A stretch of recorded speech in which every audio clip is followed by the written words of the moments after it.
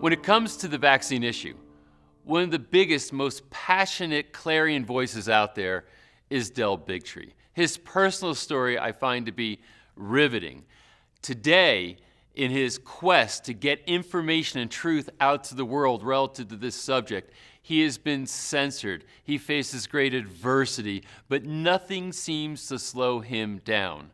His thinking is very well organized. His facts are all there and verifiable. And what he sees and what he presents is going to sometimes shock you. We talk about a lot of things, including censorship. We talk about vaccines in general leading up to this COVID age. And then we talk about the prospects of a COVID vaccine and the chilling implications of that. There are two parts to this interview, and right now I'm excited to bring you into part one of my interview with Del Bigtree. Del, I was literally giddy with excitement for the past several days once I knew that we had an interview scheduled with you, because I find you to be the most passionate voice in taking a stand on this vaccine issue and the collateral issues that are related to it. So I can't thank you enough for taking the time to sit down and have this conversation. Well, I'm honored to be here, Patrick, so thank you for having me. And thanks for having us in your house. I know there might be some things going on around us, so we're not going to worry about any extraneous noises, because we'll stay focused here. But thanks for inviting us into your home. It's a nice thing for you to do. Absolutely. So let's just start with your background. I mean, where you came from as far as your career and how you got into this is sort of a weird story. So can we just start with that? Well, to put it as quickly as possible, my life sort of guided me into being a producer on CBS for the daytime talk show, The Doctors. I had started out with Dr. Phil for several years. He created this new show, a panel of doctors. And so I spent 6 years making television out of cutting edge science, great new technologies, surgeries. I've scrubbed into ORs, where I put on all of the protective gear with my camera and go in and shoot the surgeries, hundreds of them. And I've watched miracles take place at the hands of doctors in hospitals. So I'm a fan of science and medicine and all of those things. But while doing that show, I stumbled upon a story of a whistleblower. One of my sort of inside sources contacted me and said, Del, there's going to be a whistleblower at the Centers for Disease Control and Prevention named Dr. William Thompson that will be coming forward in about 2 weeks to say that they've committed scientific fraud on the vaccine safety studies, and specifically the MMR autism study, the measles, mumps, rubella vaccine, and its relationship to autism that took place between 2000 and 2004. That, for a medical journalist, which is what I guess I call myself now, was perhaps the biggest story in my life as far as medicine was concerned. Was it true that our own government agency was lying about the safety of vaccines? And so I pitched it to the show. They wouldn't go near it. They said, no way, we are not messing with the CDC. They've been really good to us. They invite us behind the scenes when there's a flu outbreak. We don't want to lose that relationship. And we're certainly not going to piss off our pharmaceutical sponsors, Pfizer, Merck, Sanofi, Aventis, all those that make the show possible. Long story short, I still wanted, I watched to see what happened with the story. Thought it would just explode all over the world. And then when I saw the statements coming online from Dr. William Thompson, these recorded statements saying things like, every time I see a child with autism, I feel guilty. I can't believe we did what we did. We hid statistically significant information from this study. I mean, all of those things. And then no one covered it. No one, not CNN, not MSNBC, Fox, nobody. And that's when I think I started really recognizing that something else, this was bigger than I realized. I had thought at that point, sure, my show won't do it because it's a medical talk show and we're sponsored by pharma. But certainly New York Times or CNN, they're just money-based, right? They just want to make money. We lost sort of free news a long time ago, but a good story makes money, and I thought they would care about that. This was obviously a huge story. When they didn't take that story on, I recognized this is bigger than just money. There's something else going on here. And so that led to a series of incredible coincidences or miracles or however you wanted to describe it that led me to finishing up. I met Andy Wakefield, Dr. Andy Wakefield, who's arguably one of the most controversial doctors in the world. He's the one we hear that doctor in the UK that put together this idea that MMR causes autism. Well, he was already making a film about the whistleblower. I was introduced to him, and I spent a year finishing that film. Came out as Vaxxed. We got kicked out of Tribeca Film Festival, which would be the first sort of beginning of my journey into censorship around this issue. And that, all of the press that happened because of that put me out in front of the camera, where I've been behind the camera producing and doing my work for over a decade. And now I find myself as a voice in this movement. I like to think there's lots of great doctors out there that are speaking out. We've got Robert Kennedy Jr., who brings in the legal perspective, is great. But I try to look at this from a journalist's perspective. The idea of free speech, freedom of the press, all of those are being crushed. And I approach my outlook towards dealing with this subject is just what I learned in working for television, which is I'm not your usual blogger. I'm not, I have my own internet talk show, but I don't just say whatever I think. I make sure I have two sources for every story I'm doing. I make sure I can prove scientifically with peer-reviewed science. So I really approach it carefully. There's a lot of people that will, say that I'm not anti-vaccine enough, or I'm not standing up for the, vaccine abolitionists. And I try to tell people I'm really just sticking right with what I can prove. Am I investigating beyond that? Sure, it's all on the table. But for people that watch my show, I want them to be able to repeat what I've said and know that there are studies, and I will provide them to you that back up what we're talking about. And so that's sort of where I come from on this issue. Del, there's a few areas I want to cover, but first is just the prior to COVID, the circumstances around vaccine safety and efficacy, and what you think people need to know, and what's the most outrageous things that you observed in your journey. Because once you went through what Vaxxed, found this whole thing, that was there's a lot of things that you speak out about now. What did you find out? So first you found out there's a whistleblower.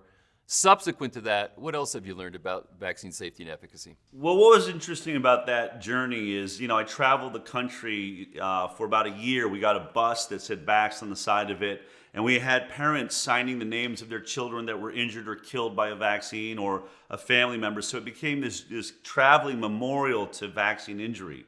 I think that a big moment was the third screening we had. We'd been kicked out of Tribeca Film Festival. We were up and running at a small theater, the Angelica Theater in New York, and we were doing Q&As after every single screening. And I just decided I wanted to know what our audience was. And so before the Q&A started, I said, I want to ask something of the audience. Would everybody with a vaccine-injured child or family member please stand up? And 3/4 of the audience stood up. In a theater of about 120, 80, 90 people stood up. And it was like the oxygen got sucked out of the room. I had made a documentary, and you know this process. I'd interviewed, 6 or 7 different families that shared their stories, scientists, doctors, but the ocean of vaccine injury that was out there, I was totally unaware of until that moment.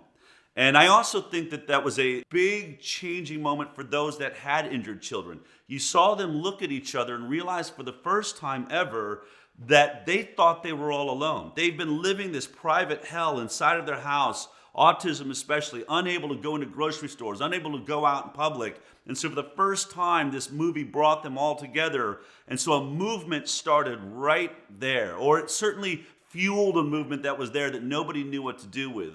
So from that, as I started traveling, we started interviewing all of those parents after the screenings. And I started, you have to understand, Vaxxed was only about the MMR vaccine. So I was hearing all of these other vaccines. My child got autism after the DTaP vaccine. They never got to the MMR vaccine, which was at 2 years old. We lost our kid at 12 months. And I heard that story over and over again. My child died from a flu shot. My daughter's paralyzed because of the Gardasil HPV vaccine. So for a journalist, I really thought this was just the MMR vaccine. At least that's where my investigation had been. So I started a nonprofit, and I wanted to investigate deeper. There was two parts of it. I really partnered with a brilliant legal team because we knew we would have to sue to get some of the information that the government is not being forthcoming about. We needed an approach to try and get this into court systems. So I had a media perspective and a legal perspective, but we began an investigation into really one word: safety, about one product, vaccines. And so for 4 years, I think I'm the only journalist, maybe the only human being or nonprofit that has ever been this focused on one product and one word. We hear that vaccines are safe and effective. We focused on how are they proving they're safe. And so what I would say to people is, based on, we've won now 4 lawsuits against government health agencies: the National Institute of Health, CDC, FDA, Health and Human Services. We just presented basically a requirement or an affidavit against the trials of the Moderna vaccine to the FDA, demanding that a saline placebo group be added to the third phase or phase 3 trials, and they are listening to us. I think we now have power because of the lawsuits we've won against this. They've just added a saline placebo group as a demand to the phase 3 trials. So those are the types of things I've been involved with. What I would say to people very generally, because I could go into details that are unending about this, what we have proven is that not a single childhood vaccine. We can now give 16 different vaccines in about 72 doses. So for instance, the DTaP vaccine, we give 4, 5, 6 of those by the time you're 18 years old. So it multiplies how many times we get it. But there's 16 total vaccines. Not one of those vaccines ever went through the gold standard of safety testing to be approved for the market. So that means they were never tested against a saline placebo. So there's actually no scientific way to say that they're safe.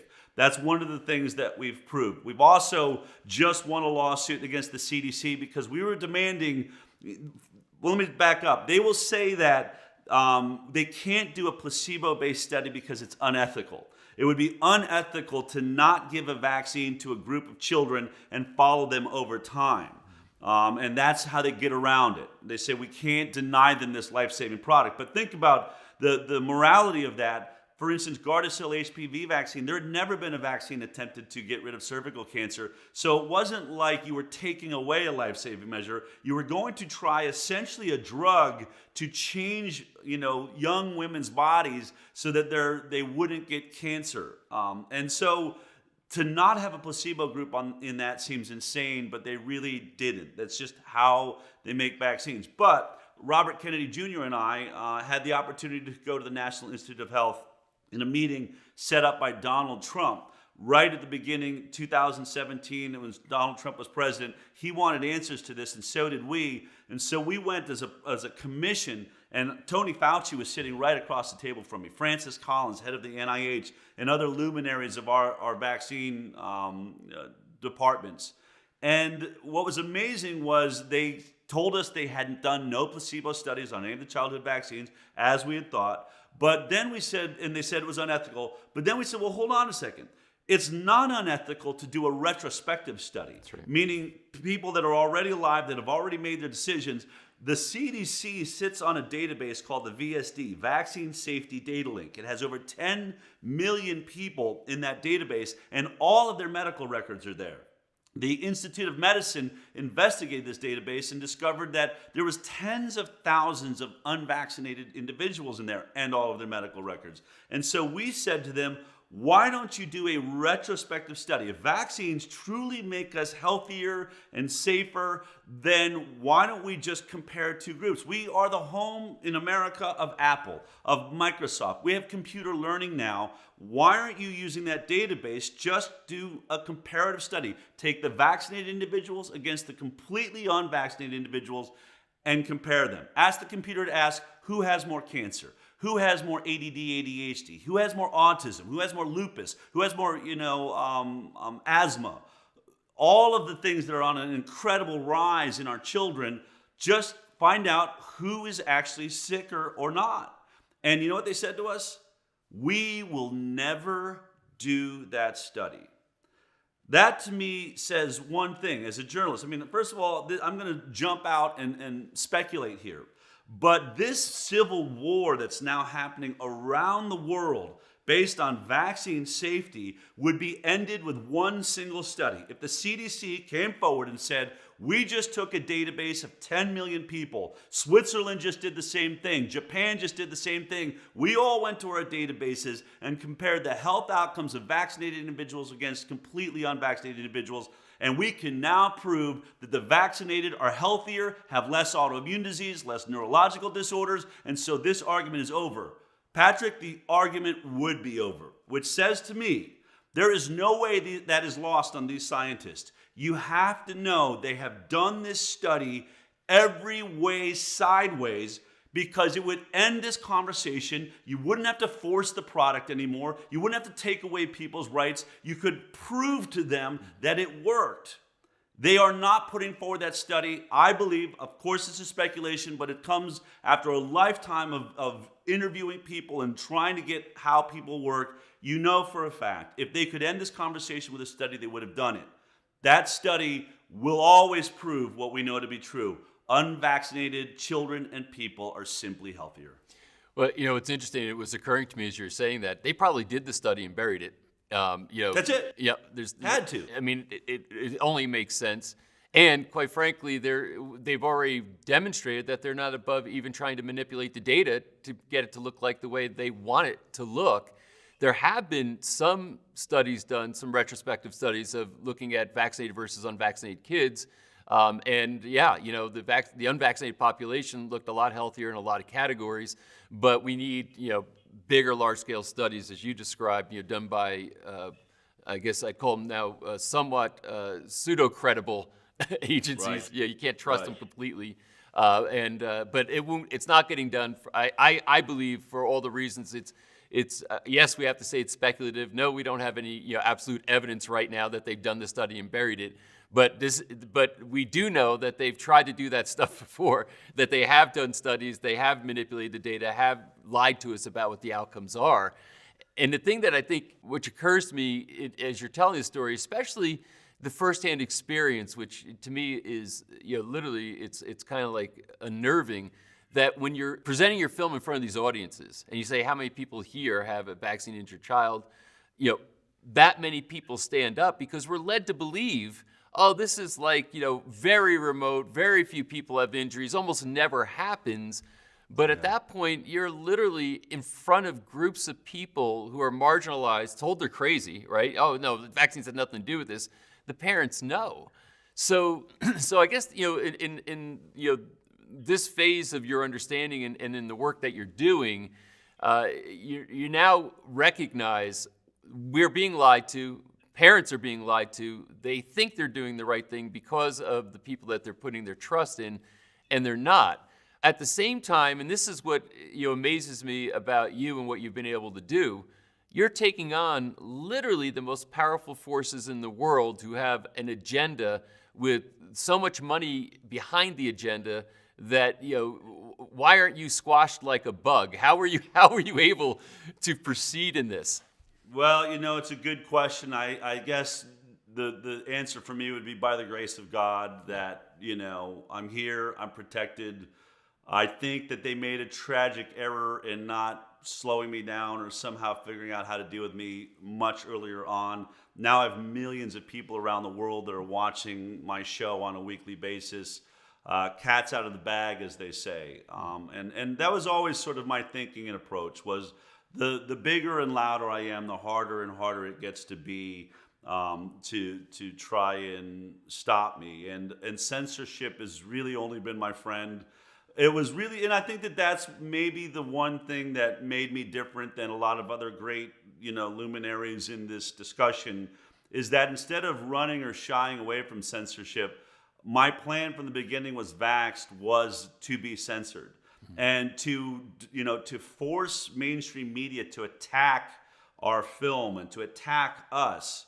I remember there was a screening right before, one of our last screenings to a group before we were going to go out to the public, and several actors and directors in Hollywood, and Esai Morales said to me, Del, the film's brilliant, but there's been other great films like this, Trace Amounts, Greater Good. but they get buried. How are you going to keep this from getting buried? I said, well, we have a secret weapon, actually. All of those films interviewed Andy Wakefield at one point, and then they took him out of the film because they said he's too controversial. And I come from a school that believes there's no such thing as bad press. Not only is Andy in our film, he is my co-producer and the director of the film. We are celebrating this guy's knowledge, and I believe that the mainstream media and the pharmaceutical world will be so infuriated they will go against their own best interests and attack us in mainstream newspapers and news agencies around the world, thereby giving us the visibility that we've never had before. And I didn't know it was going to happen at Tribeca, but that played out perfectly, making Vax one of the, I think, largest cult hits in its time. So that's sort of what got us there. I want to jump back, though, very quickly, because facts are really important to me. And though we can speculate as to whether or not a vax versus unvaccinated study has been done, I would say it defies all reason to think that the leading scientists of the world have not done that study if they knew it could end this conversation. But here's what we do know. When you talk about those people standing up in the room, it's still anecdotal, right? Well, yeah, you're drawing people in an audience. I want to talk about what we know to be the actual real numbers. Very quickly, and this is one of the shocking things I discovered, one of our only capture systems for vaccine injury in this country is VAERS, Vaccine Adverse Events Reporting System. This was put in place by the same law that took all liability away from the industry. I'm not going to get buried in that, but you cannot sue a doctor, you can't sue the vaccine maker, you can't sue the hospital or the Walgreens that you got your vaccine in. But at the same time, they created a system to capture injuries for vaccines. 2018 is the last data dump we saw from VAERS, Vaccine Adverse Events Reporting System. We hear that vaccine injury is 1 in a million, but these numbers fly in the face of that. In 2018, in the United States of America, there was over 60,000 reported vaccine injuries in this country. There was roughly 500 reported deaths from vaccines in this country in 1 year. Something like 10,000 emergency room visits, I think it's like 1,500 permanent disabilities from vaccines. So those numbers already, I know there's not 60,000 million people living in America, so we know it's not 1 in a million. Well, those numbers get even more troubling because the CDC took taxpayer money and gave it to Harvard Medical School, $1 million for a study to see how efficient is VAERS, how much can we trust the capture system? So Harvard Medical School studied VAERS and discovered that it was capturing less than 1% of the total amount of vaccine injuries that are occurring. This is Harvard Medical School. They've got nothing to gain from this. They said less than 1%. If we are going to take their word for it, that means there weren't 60,000 vaccine injuries in 2018. There was 6 million. It means that 500 deaths turns into 50,000 deaths overnight. This is catastrophic. These are outrageous numbers. And look, I'm not saying that we can do science based on extrapolating from 1%, but what it's showing you is that a system that has been in place since the 1980s that is only capturing 1% has never been fixed. The biggest problem and the biggest change I want to see in this country is to not destroy the vaccine program. We are supposed to be good at science. We are supposed to be good at math. We are supposed to be leading the world, and that can only happen through data collection, proper data collection. So all of these systems need to be upgraded. All of these comparative studies need to be done. We can no longer allow the CDC and the FDA to get away with, well, we've never looked at it. Oh, we've never done that study. Oh, it's unethical for us to look at it. That's ridiculous. We could potentially be looking at 6 million injuries a year and the deaths of tens of thousands of people. This has now turned on a war on humanity.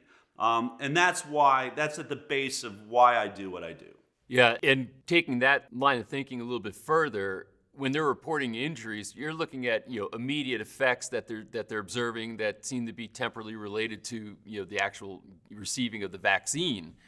There's no way they can start to account for the lesser effects that are maybe more downstream, all the asthma, allergies, other such things. So maybe they're not autistic, maybe they didn't die, maybe there's not other severe consequences. But I believe that chronically down the road, because you're injecting young children when they're in their development stages. As different stages of development occur, there could be things that crop up, and it'd be very difficult to try to track that unless you really have a strong intention to want to do so. And then, of course, cancers that are downstream, et cetera. There's all these other potential consequences that, based on everything that I've been observing for over 20 years looking at this issue, I think there are cause and effect relationships there that, again, I can only speculate about, that I don't have the hard data. Well, let me jump in here because, again, this is, I know in this series you're talking to doctors and scientists that cover it. Yeah. What I really want to talk about is, as a journalist, what I do is look at what makes people tick, right? Follow the money. What is the motivation? There's people in the audience right now that will be saying, why would they do that, Del? Why would they purposefully poison children? Why would they not do the science? They're good people. Well, you have to look at motive, right? Here is the motive, and it's really simple. And in some ways, you can have empathy towards it. You have a vaccine program that's been in place for 100 years. It's gotten really robust since the 1960s when we introduced the MMR vaccine. Now, if you didn't do the studies and didn't recognize that you were really injuring children, now people have been using it for a long time. Now, if there really are 6 million injuries, who's going to be liable? You took all liability away from the industry and you put it on the government of the United States. Do you realize if they admit or do a study that says, oh my God, we are causing this, that they're liable for trillions of dollars? This could literally bankrupt at least our health departments, if not the government of the United States, and create complete distrust. Let's just take that gigantic thing, though, down in scope to the goal. The goal of the vaccine program is to make sure that everybody is vaccinated. The CDC is a government, it's really a military agency. That's why you see the epaulets. They're there to protect us from, biological weapons and warfare. It's a lot of the discussions going right now with COVID-19. Perfectly noble. I'm not against any of those issues. But their idea of how you make a society safer is through an incredible amount of vaccinations, okay? That's their belief system. Fine. Let's look at their belief system. But here's their problem, and they've admitted this. You can see Dr. William Thompson says this, the whistleblower at the CDC. Look up the videos by Dr. Bernadine Healy, who headed the National Institute of Health. She'll tell you the same thing. We don't do the studies to look and see if there is even a small subset of children that are injured by vaccines. We don't do those studies because we are so paranoid that should it reveal that the vaccines do actually cause autism for a very small group of children, or asthma for a very small group of children, that would create such concern, and that the way human beings are wired, they will just say, I'm going to be that 0.1%. And so I'm not vaccinating, right? That's what they're afraid of. That if they really did the studies, that people would just reject the vaccine program for fear that they're going to be that small percentage group, right? That's why they don't do it. And I think that you can see the reasoning there, but you have got to also recognize the danger then. What if vaccines aren't injuring 1%? What if they're injuring 10 or 20 or 30? We will never know, because all of the people we trust, all of the institutions we trust, are paralyzed by the idea that any injury will destroy the program. So they are literally sticking their heads in the sand. And now COVID-19 vaccine is revealing to the world the danger of this thinking. They're about to rush a vaccine with such little science and a hope and a dream and an assumption that it could protect people more than or not injure as much as the disease itself. We won't know that. These are all assumptions. These are pipe dreams. And that is what the foundation of our science around the world on vaccines is. It is based on hopes, wishful thinking, and assumptions. And then when you know that and you look at the coterminous event that's been happening in America, we went from 12.8% chronic illness when our kids were getting 11 vaccines in the 1980s. 12.8% either had an autoimmune or a neurological disorder. Now that we've expanded to 54 vaccines, our children have a 54% recurrence of autoimmune neurological disorders, lifelong permanent injury. You can't discount that, knowing that they will do no science to disprove the idea that it's the vaccines that are causing it. Well, and what's chilling, of course, is that they're afraid of the truth or afraid of revealing the truth because they have an agenda. And then you start to look at, sort of these unholy alliances, with our government, with the dollar spent, indemnification, big pharma. I mean, all these things, when you look at the total picture, there's an agenda here, and the agenda is more important than the truth, is what it amounts to, which implies then quite directly that the agenda is more important than your children. In other words, if we have to sacrifice some kids to get this agenda done, we're virtuous in doing so. And this is now you get down to the fundamental philosophy of our government. What takes precedence, the right of the individual or the so-called greater good? And incidentally, if you really look at the greater good argument, it's not really a greater good anyway, but that's a whole other conversation. Yeah.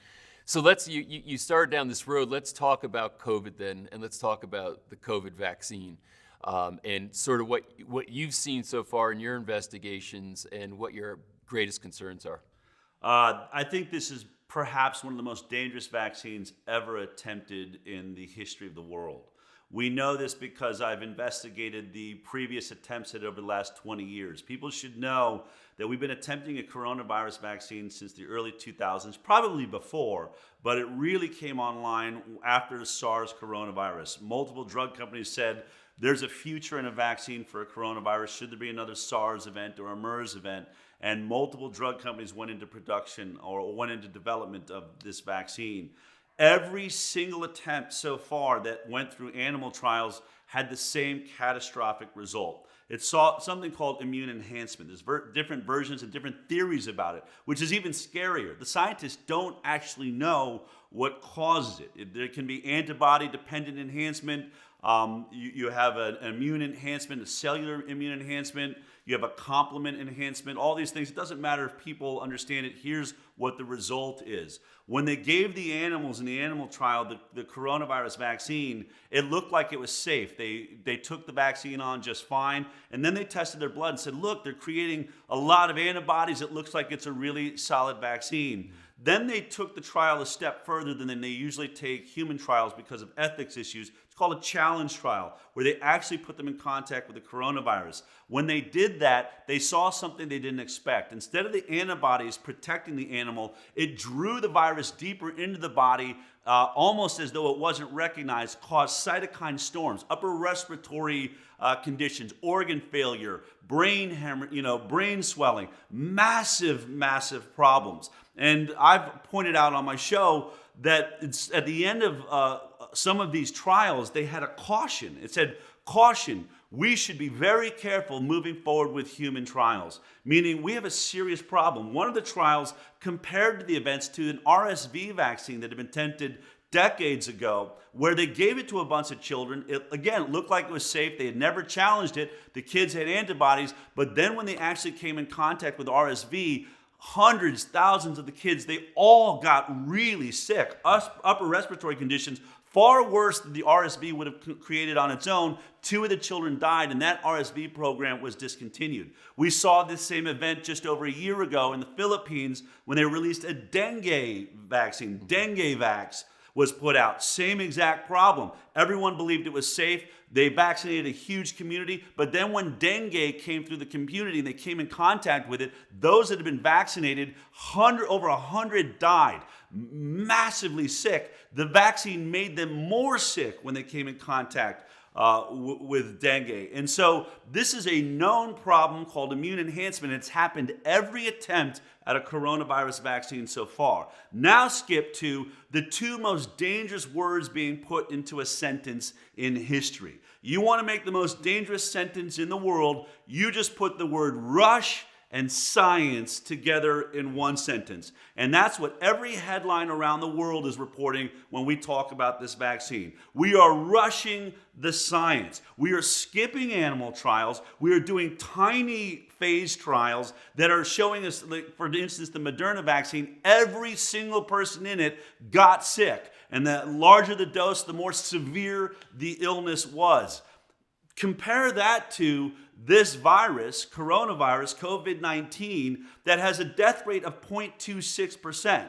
And meaning 99.74% of us have an immune system that is effective against this illness. 99.74%. You will never find a vaccine that has that efficacy rating. In fact, the FDA is already telegraphing and saying we will accept a COVID-19 vaccine that has a 50% success or efficacy rating. So they're going to take half the level of efficacy your body already has. And then when you think about everyone in the Moderna trial getting sick, and we're talking about immediately sick, we have no idea what's going to happen if they come in contact with coronavirus. They could die. If they haven't gotten around this immune enhancement problem, their bodies might seize up and kill them. And I don't know if they've been told when they were in this trial that you have the potential of dying like the animals did in all of our animal trials. I don't know what these people think they're a part of, but we're talking about forcing this vaccine onto everybody. Everybody at Moderna got sick. Now, if you have the illness, look what's happening in this country and around the world. This has so few symptoms for 90-something% of us that you have to get a test to even know you have it. Meanwhile, everyone at Moderna knows they got a vaccine because they are sick. So why are you going to take a product that makes you more sick than the illness does itself and has a 50% efficacy rating and the potential to kill our species? And I'm not overstating this. This vaccine has a known potential to be able to kill us upon contact with the virus.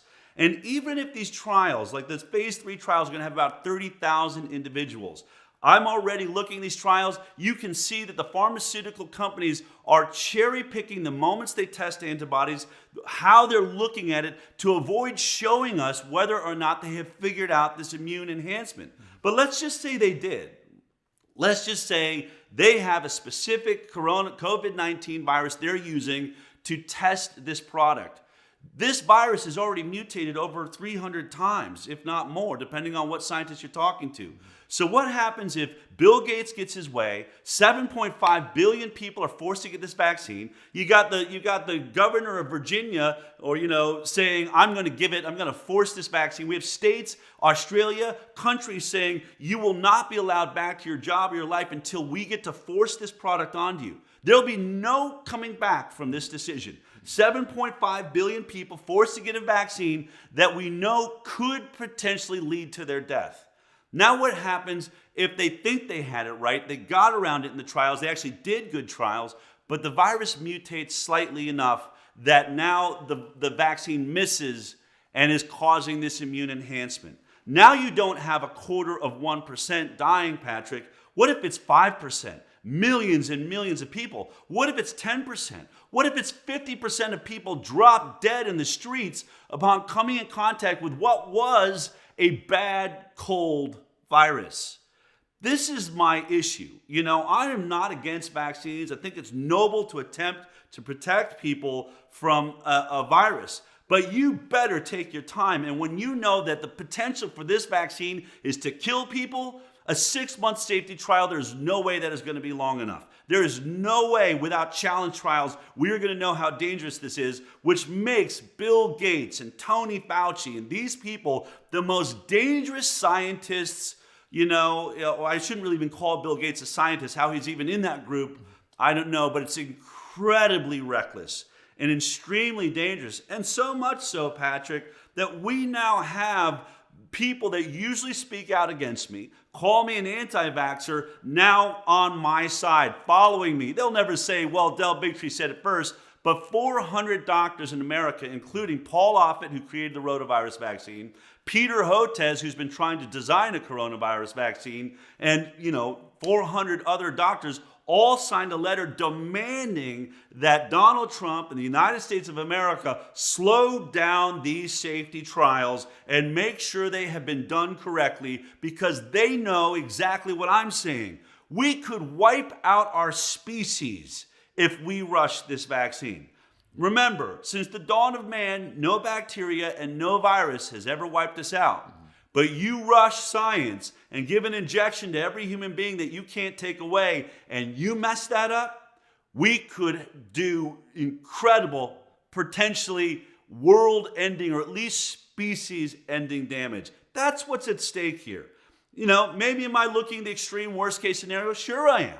But that's what every scientist is supposed to do. You are supposed to challenge your product so hard to make sure that the worst case scenario is in no way possible. And none of these trials are doing that. That completes part one of my interview with Del Bigtree. As you can see, this information has to get out into the world, and with the oppressive censorship that's going on, we need your help. So I'm going to ask you, please share Vaccines Revealed. Get people to look at this free viewing of this entire series. We need your help, and after watching Del's interview, I think you understand why we need your help. I look forward to seeing you in part two.